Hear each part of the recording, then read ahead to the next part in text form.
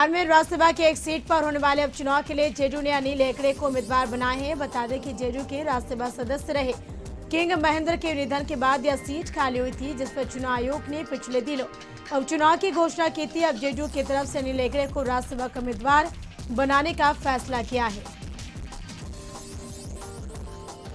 बिहार की 5 सीटों पर राज्यसभा चुनाव पर हम के अध्यक्ष जीतन राम मांझी ने प्रतिक्रिया दी, जिसमें उन्होंने कहा कि राज्यसभा या विधान परिषद में हिंदुस्तानी वाम मोर्चा को एक सीट मिलनी चाहिए। बिहार में जल्द होगी जातीय जनगणना, सीएम नीतीश ने इसको लेकर बड़ा बयान दिया है। मुख्यमंत्री ने कहा कि इसको लेकर बहुत जल्द सर्वदलीय बैठक बुलाई जाएगी। वे पिछले दिनों तेजस्वी से हुई मुलाकात पर नीतीश कुमार ने कहा कि उनसे मुलाकात हुई थी तो मैंने उन्हें सभी बातें बताई थी और जल्द इस विषय पर फैसला लेकर जातीय जनगणना शुरू कराई जाएगी। उन्होंने कहा सभी का सुझाव लिया जाएगा, उसके बाद आगे का काम किया जाएगा। तो ये मंत्रिमंडल विस्तार पर मुख्यमंत्री ने कुछ भी बोलने से इनकार किया। कहा कि जिस दिन मंत्रिमंडल विस्तार होगा आप सभी को पता चल जाएगा। बुद्ध पूर्णिमा के मौके पर सीएम नीतीश कुमार पटना के बुद्ध स्मृति पार्क पहुंचे। इस मौके पर सुबह के डिप्टी सीएम तारकिशोर प्रसाद भी सीएम के साथ मौजूद थे। पार्क पहुंचने के बाद वहां मौजूद लोगों ने सीएम को चादर उठाकर उनका स्वागत किया। बुद्ध स्मृति पार्क पहुंचकर सबसे पहले सीएम बुद्ध स्मृति पार्क में बोधि वृक्ष के पास बनी भगवान बुद्ध की मूर्ति की पूजा की। उसके बाद सीएम भगवान बुद्ध के स्तूप की परिक्रमा भी की। बता दें कि बुद्ध पूर्णिमा के दिन ही भगवान बुद्ध को ज्ञान की प्राप्ति हुई थी। वहीं सीएम ने इस मौके पर राज्यवासियों को बधाई और शुभकामनाएं दी। अपने शुभकामना संदेश में मुख्यमंत्री नीतीश कुमार ने कहा भगवान बुद्ध का जीवन हर एक लोगों के लिए प्रेरणादायी। उन्होंने लिखा कि बुद्ध के जीवन से हमें प्रेम, शांति, सद्भाव और अहिंसा की प्रेरणा मिलती है और उनका जीवन हम सब के लिए आदर्श है। पूजा सिंघल और उनके करीबी सीए सुमन सिंह की रिमांड की अवधि खत्म हो रही। दोनों लोगों को ईडी कोर्ट में पेश आने साथ ही ईडी एक बार फिर से दोनों की रिमांड मांग सकती है। वहीं इस मामले में दुमका जिला के खनन पदाधिकारी को भी पूछताछ के लिए दफ्तर बुलाया गया।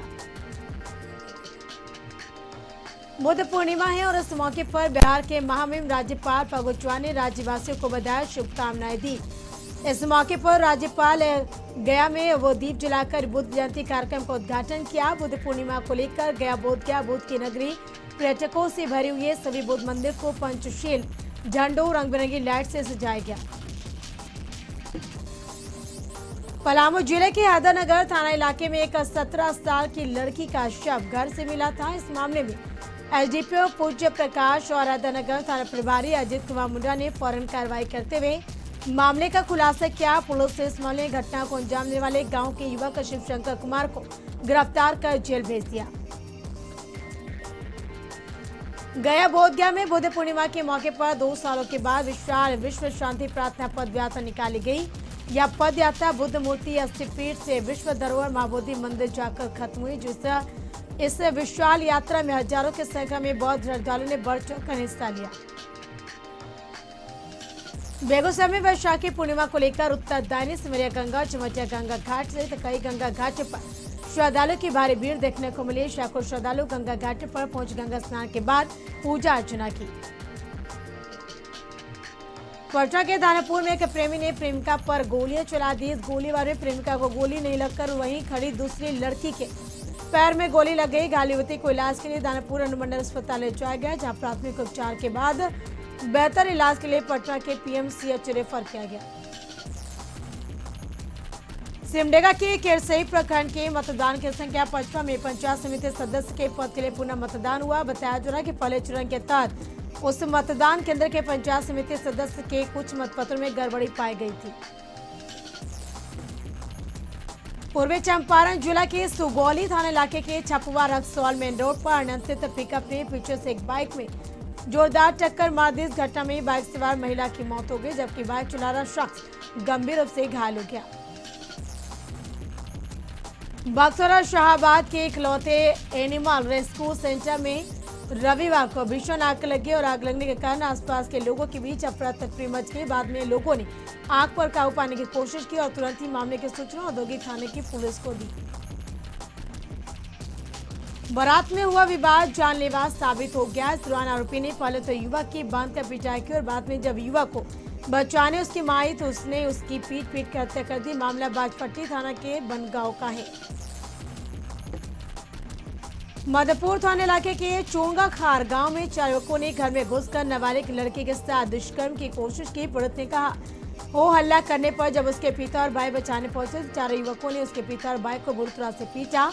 मामले को लेकर पीड़िता ने परिजनों के साथ मधुपुर थाना पहुंचकर 4 युवकों के खिलाफ मामला दर्ज कराया है। बुद्ध जयंती के मौके पर रांची के डुरंडा में कार्यक्रम का आयोजन किया गया, जहां गौतम बुद्ध के अनुयायियों ने बुद्ध की प्रतिमा पर माल्यार्पण किया और शोभा यात्रा निकालकर गौतम बुद्ध के प्रतिमा के साथ नगर में भ्रमण किया। बेरमो के गांधीनगर थाना इलाके के ज्वारीडीह बाजार दामोदर नदी में एक युवक की शव बरामद की गई। बताया जा रहा है कि मृतक मानसिक तौर पर विक्षिप्त था। नदी में डूबकर उसकी मौत हो गई। मृतक के पिता ने कहा कि प्रिंस मानसिक रूप से बीमार था। उसका इलाज रांची के रेणपास का के अस्पताल में चल रहा था। बांका जिले के समुखिया मोड़ में बंद पड़े सिरामिक फैक्ट्री को शुरू करने की कवायद शुरू हो गई। बिहार के उद्योग मंत्री शाहनवाज हुसैन ने बंद पड़े फैक्ट्री का जायजा लिया और कहा कि उद्योग विभाग की 58 एकड़ की जमीन पर यह फैक्ट्री से फिर से चालू करने की कोशिश की जा रही है।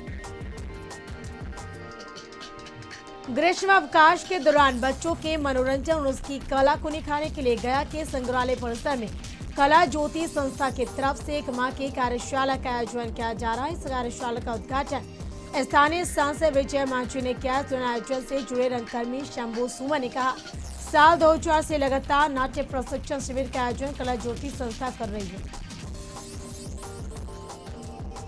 नवादा में 14 साल की नाबालिग के साथ दुष्कर्म करने की कोशिश करने का मामला सामने आया है। इस घटना के बाद पीड़ित परिजन दहशत में। घटना कादिरगंज जोपी थाना इलाके के एक गांव की और बताया जा रहा कादिरगंज जोपी थाना इलाके के एक गांव की 14 साल की किशोरी बकरी चुराने के लिए गांव के बाहर खेत में गई हुई थी। इस दौरान गांव के 60 साल के बुजुर्ग ने नाबालिग के साथ दुष्कर्म करने की कोशिश की।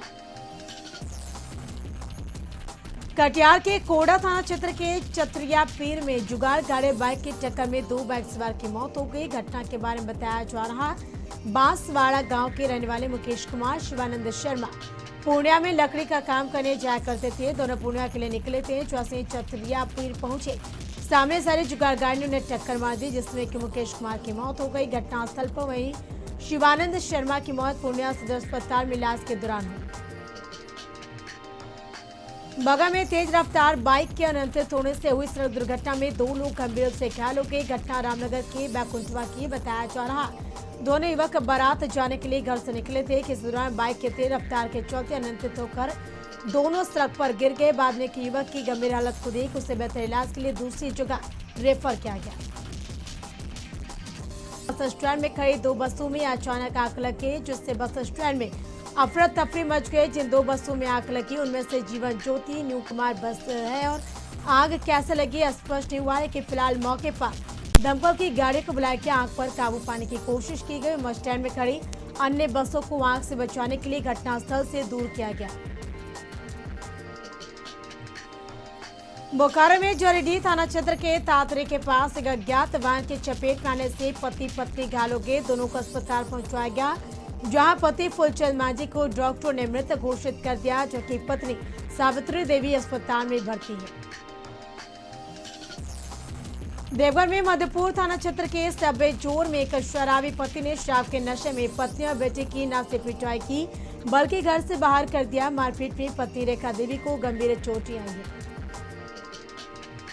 झारखंड में अधिकारियों की लापरवाही से प्रधानमंत्री ग्राम सड़क योजना का हाल बेहाल है। भारत सरकार से 4200 किलोमीटर सड़क योजनाओं की स्वीकृति पिछले साल दिसंबर तक मिलनी थी, जो अब लंबित है। ऐसा इसलिए क्योंकि भारत सरकार से जो सड़क योजनाएं मिली हैं उसके टेंडर का निपटारा नहीं हो सका है।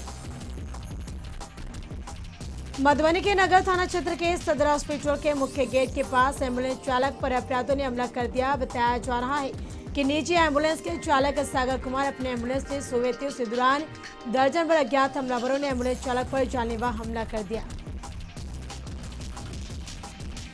मधुबनी नगर थाना क्षेत्र के गौशाला चौक के पास एक दुकान में आग लगी और देखते देखते आग ने कई दुकानों को अपनी चपेट में ले लिया। साथ ही में 7 दुकानें जलकर राख हो गई।